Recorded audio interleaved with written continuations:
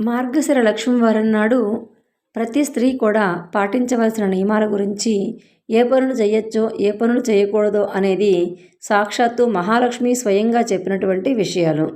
గురువారం ఉదయమే లేచి అంట పొయ్యి కడగని ఇంట్లోనూ, ఇల్లు వాకిలి తొడవకున్నా ఆ ఇంట లక్ష్మి నిలవదు. ఏ స్త్రీ గురువారం శుచిగా మడివస్త్రం ధరించి వంట చేసి పూజ చేస్తుందో ఆ ఇంట లక్ష్మి స్థిరంగా ఉంటుంది. ఏ స్త్రీ గురువారం నాడు పిల్లలను తిడుతుందో, కొడుతుందో, ఇల్లు వాకిలి చిమ్మదో, అంట్లు కడగదో ఆ ఇంట ఒక క్షణం కూడా లక్ష్మి ఉండదు. ఏ స్త్రీ సాయంకాల వేళ గడపకు రెండు వైపులా దీపాలు ఉంచదో ఆ ఇంట లక్ష్మి నిలవదు. అంతేకాదు ఆ ఇంట ధనానికి, సంతానానికి హాని కలుగుతుంది. అదేవిధంగా గురువారం ఉడకని పదార్థాలు, నిషిద్ధ పదార్థాలు తినే ఇంట, అశుభ్ర ప్రదేశాలలో తిరగటం, అత్తమామలను దూషించడం, సేవించకపోవడం చేసే స్త్రీల ఇంట లక్ష్మి పాదం కూడా పెట్టదు. భోజనం ముందు తరువాత కాళ్ళు చేతులు ముఖము కడగని వారి ఇంట లక్ష్మి కనిపించదు. ఇతరులతో మాట్లాడుతూ ప్రతి మాటకు ఏ స్త్రీ అకారణంగా, అసందర్భంగా గట్టిగా నవ్వుతుందో అక్కడ లక్ష్మి ఉండదు. ఏ స్త్రీ అందరి చేత అభిమానించబడుతుందో, గౌరవించబడుతుందో అక్కడ లక్ష్మి ఉంటుంది. ఏ స్త్రీ గురువారం దాన ధర్మాలు, పూజలు చేయదో, భర్తతో గొడవలు పడుతుందో ఆ స్త్రీ పాపాత్మురాలిగా జీవిస్తుంది.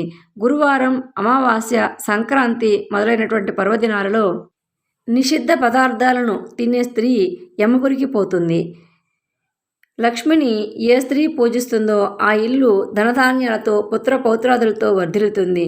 ప్రతి స్త్రీ తాను నిత్యం ఆచరించే పనులు ఆధారంగా చేసుకుని లక్ష్మి అనుగ్రహం ఉంటుంది. ప్రతిరోజు ఉదయమే నిద్రలేచి ముఖం కడుక్కోవాలి. అలా చేయని స్త్రీ ముఖం చూస్తేనే మహాపాతకాలు కలుగుతాయి. భుజించే సమయంలో పడమర, దక్షిణ దిక్కులో కూర్చుని భోజనం చేయకూడదు. అలాగే నిత్యం దీపారాధన చేయకుండా ఇంట్లో భోజనం చేయడం తగదు. చీకటి పడిన తరువాత తలకు నూనె రాయకూడదు. కట్టి విప్పిన బట్టలు, మురికిగా ఉన్న బట్టలు ఎక్కడ పడితే అక్కడ పడవేయడమే పెద్ద దరిద్రము. భర్త అనుమతి తీసుకోకుండా అందరి ఇంట తిరిగే స్త్రీ ఇంట, భర్త మాట వినని స్త్రీ ఇంట, దైవం యందు, బ్రాహ్మణుల యందు భక్తి విశ్వాసాలు లేనటువంటి, పూజలు చేయనటువంటి స్త్రీలు ఉన్న ఇళ్ళు శ్మశానాలతో సమానము. అందువల్ల అక్కడికి లక్ష్మీదేవి రాదు.